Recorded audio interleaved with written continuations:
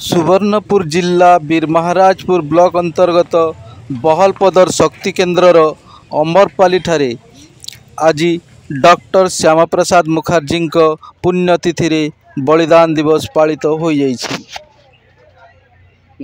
Doctor Shyam Prasad Mukherjee बलिदान दिवस रे समस्त हार्दिक शुभेच्छा और शुभकामना। डॉक्टर श्याम प्रसाद मुखर्जी गोटे देश रे दुईटा विधान दुईटा निशान दुईटा प्रधान चलिब ना कही जिते बड़े से आमर जम्मू काश्मीर को आमर भारत लोक मानक जावाक पड़ूला सन के परमिशन दरकार पड़ूला परमिशन आवश्यकता पड़ूला किंतु ये बिना परमिशन रे भी जाइए सेठू जावा द्वारा नेहरू से तत्कालीन प्रधानमंत्री नेहरू जी थे। नेहरू जी सेठिकार खल लोक कहले जे सेठी औषध भी दियो ना खावा को दियो ना आउ गृहबंदी कर रखिकी पूरा अति। श्यामा प्रसाद मुखर्जी पुण्यतिथि रे समस्त को हार्दिक अभिनंदन शुभेच्छा।